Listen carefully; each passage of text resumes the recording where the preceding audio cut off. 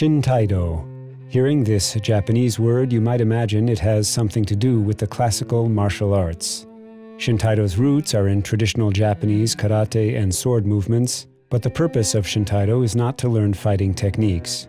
Rather, it's to help us live in a better way. In Deerfield, Massachusetts, Shintaido practitioners gathered for an annual workshop at the Shintaido farm. He's going to just collapse into the ground and hit his head. So just keep one arm up and just step back, same hand down. It's like a little scissor move here. So here, so he will roll this way. It's fun when you have your body opens to the movement. Is there an emotional component to the experience? Joy, childish joy.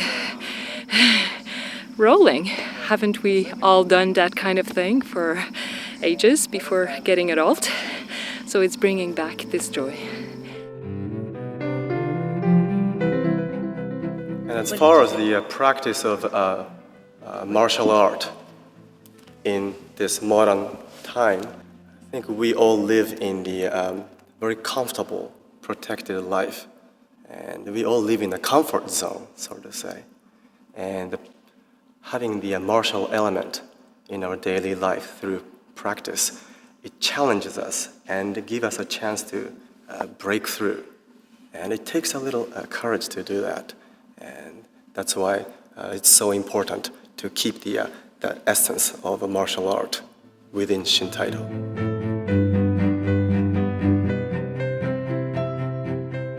What's interesting for me actually in the practice is the sort of the invisible part that we are able to communicate in that way.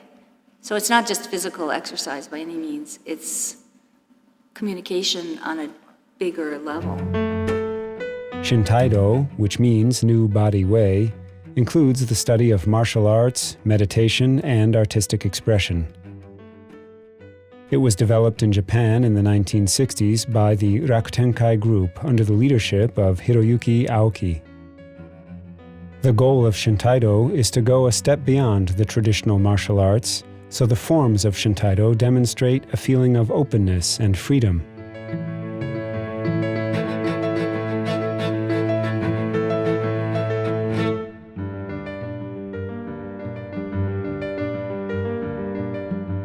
Throw, catch, and relax.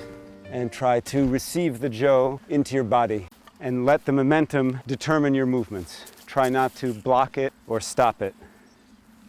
This one is a lot about letting go. So if you're holding on to anything kind of in your head or emotions, this is the time to free it up. So you can toss it in the air and just let that piece come down and take you into the earth.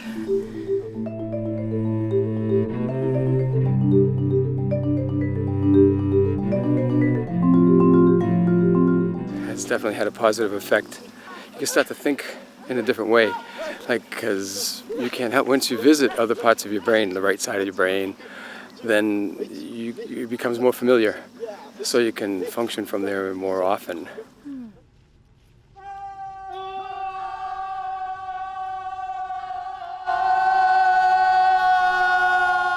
How did you feel when you came to your first Shintaido class and suddenly people were doing all this yelling and stuff?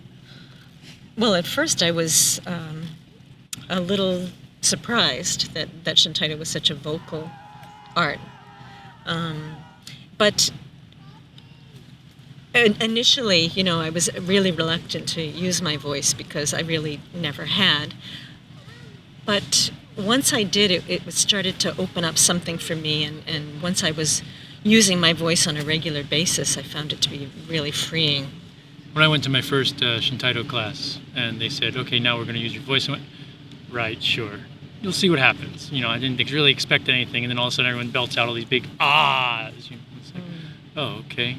So my first couple were just really tiny voices, and then eventually I got warmed up to the idea.